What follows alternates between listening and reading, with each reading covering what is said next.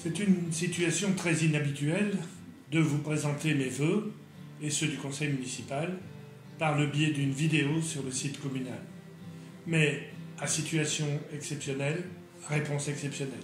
Le premier des vœux que je formule est celui de nous retrouver le plus vite possible et en même temps de retrouver les formes de convivialité que tous nous apprécions. Se rencontrer en famille ou entre amis, faire des choses ensemble, discuter de la vie, nous retrouver dans des projets collectifs, constitue le vœu le plus cher que je nous adresse à tous. Notre vie est constituée de relations et l'on sent bien que cela manque en cette période. Nous avons bien sûr trouvé d'autres façons de vivre ensemble depuis le début de la pandémie, mais elles sont insuffisantes. À année, au cours de l'année 2020, nous avons renforcé quelques-unes de ces nouvelles formes du vivre ensemble. La solidarité par exemple, lors de la confection des masques dont nous manquions cruellement en début de pandémie, mais aussi celle des appels réguliers aux plus fragiles et aux plus isolés d'entre nous, celle du portage de repas et des colis également.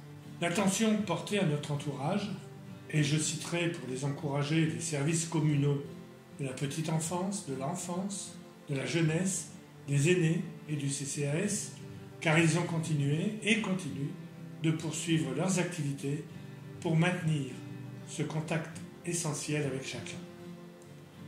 Comme vous, nous avons hâte de pouvoir reprendre les activités sociales ou de loisirs, tout en continuant à maintenir les gestes barrières, à nous isoler volontairement ou contraints. Nous avons maintenant à conduire une large campagne de vaccination.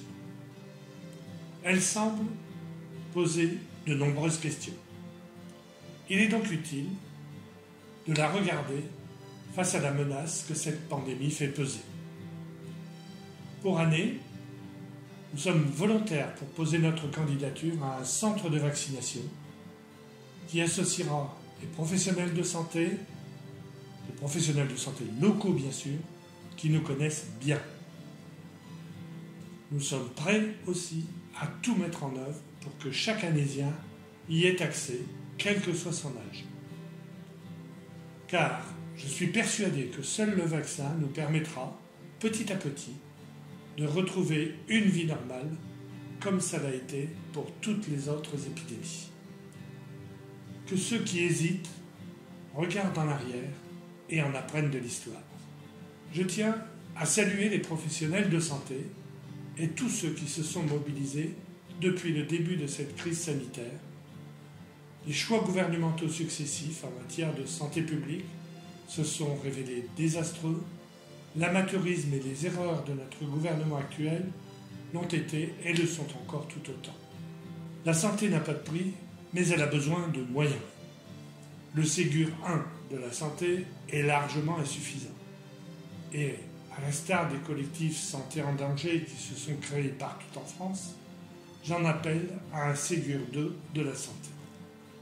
Dans un contexte de destruction de la sécurité sociale et des emplois, notamment dans le domaine pharmaceutique, mais aussi en fermant 100 000 lits et 95 services d'urgence, en faisant disparaître la moitié des maternités en 20 ans dans notre pays, le gouvernement continue sa logique de 30 ans de politique néolibérale. Il est urgent de revaloriser les salaires, d'embaucher et d'investir massivement dans les services publics, notamment dans les secteurs de la santé et de l'action sociale. Nos gouvernants ne peuvent plus sacrifier le droit aux soins sur l'autel de la rentabilité. Malgré ce contexte particulier, nous avons continué, avec l'équipe municipale renouvelée que je conduis, la mise en œuvre des projets de notre programme. Le dossier de salle de sport a recueilli les premiers soutiens financiers. Le département participera à hauteur de 400 000 €. Le conseil régional participera, lui, à hauteur d'1 million d'euros. Les services continuent à instruire les demandes de subventions pour les fonds européens, celles dédiées à la 3e révolution industrielle, celles de l'ADEME, celles de l'État en souhaitant que le plan de relance gouvernemental serve un peu aux Anésiens. Nous avons choisi de réaliser un bâtiment remarquable sur la qualité énergétique pour répondre aux enjeux de notre temps, ceux de la protection de la planète, mais aussi ceux de la diminution des charges énergétiques et de fonctionnement. C'est une manière pour nous de ne pas endetter notre commune, de penser à l'avenir de nos enfants et petits-enfants qui nous succéderont. Nous travaillons à la construction d'un écoquartier qui jouxtera cet équipement, toujours avec cette préoccupation. Cette année 2021 devrait voir la réalisation de l'accessibilité à l'école Curie, reportée de 2020 pour des raisons de confinement successifs, mais aussi des travaux de sécurisation routière contre la vitesse en ville, des aménagements de stationnement pour rendre les trottoirs aux piétons. À propos de la qualité de vie dans notre commune, nous amplifierons les décisions du conseil municipal de décembre dernier pour retrouver au quai d'année un environnement respectueux. La première tranche des habitations au bois des Mottes devrait également sortir de terre. Le permis d'aménager est validé, les dernières études sont en cours, la commercialisation devait prochainement être lancée par l'aménageur. En ce début janvier, je voudrais encourager les services municipaux pour la mission qu'ils accomplissent au quotidien. L'équipe municipale les remercie de leur engagement auprès des Anésiens et dans la mise en œuvre de leur mission de service public.